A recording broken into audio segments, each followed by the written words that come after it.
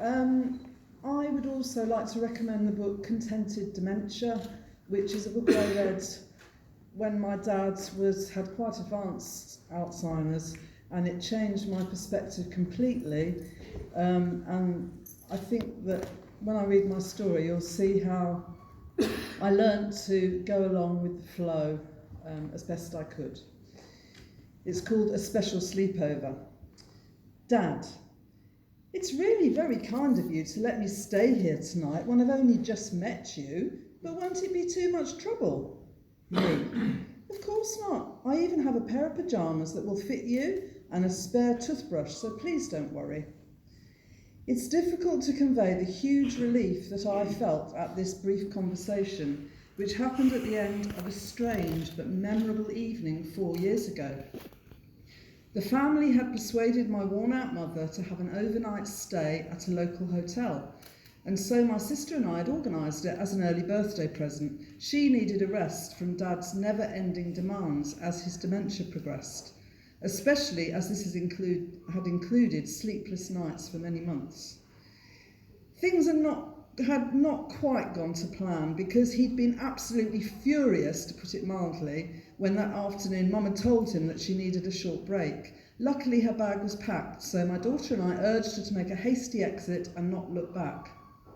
We decided to be firm, hoping he would switch moods once she wasn't in view anymore.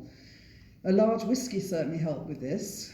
After a hearty meal, he became very subdued. We hoped that he might be happy to doze with a bit of TV for a while. My daughter and her little girl had to get home, so after helping me tidy up, I was on my own with him for the sleepover. He then perked up considerably, and we chatted about this and that, safe subjects like the weather and how he was feeling. Then he went upstairs for the first of his frequent toilet visits. When he came down again, he came towards me with an outstretched hand and a beam across his face. It was so nice to see him looking cheerful for a change. Aware that I needed to be alert to what might follow and to go with the flow, I smiled back and shook his hand. He introduced himself and explained that he was very pleased to meet me because he wanted to show me his paintings. When he first retired, he'd become interested in watercolour painting, and the very competent results now adorn the walls of the living room. It was good to see him take a pride in his work, as his artist persona had faded into the background over the past few years. He talked about how some had been inspired by happy holidays in Ireland with Mum. I was a bit nervous when she was mentioned, in case it triggered those angry feelings again, but it was fine. In fact, he asked me if I'd ever met his wife, as he thought I would like her. I decided to play safe and be vague about our relationship because I knew I needed to help him stay in his comfort zone.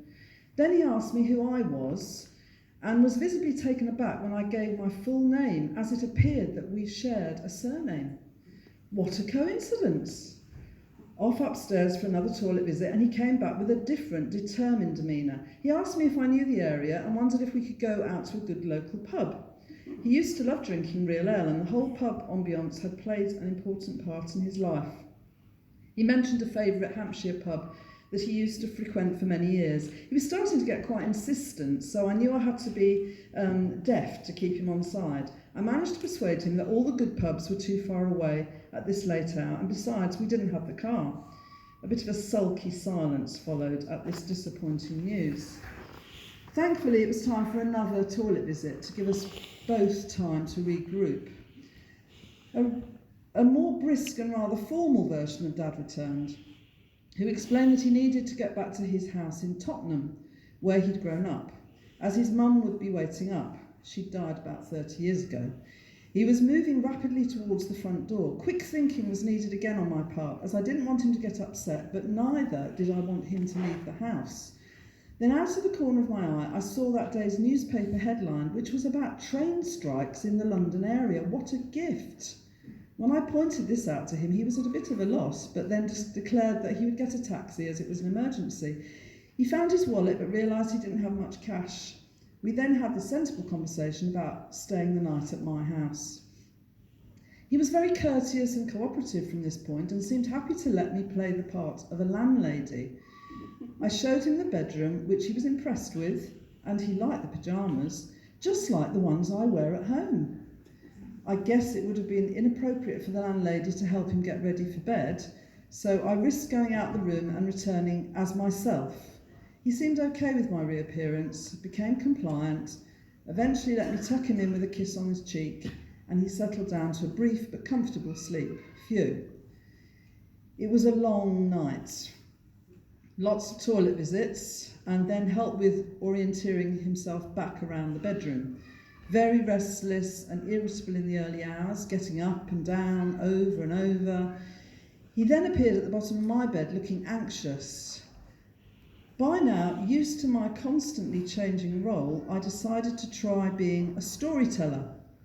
Lying beside Dad on his bed, I began to take him on a journey that I knew he would like by weaving in walks in the woods, then along the Dorset cliff tops under the hot sun, encounters with his much-loved purple emperor butterfly, finding a table at his all-time favourite pub and describing a perfect pint enjoyed with a delicious homemade pasty, walking back carefully along the path in the moonlight, listening to the fierce sea crashing below over the quiet, sweet-smelling fields, and safely back home.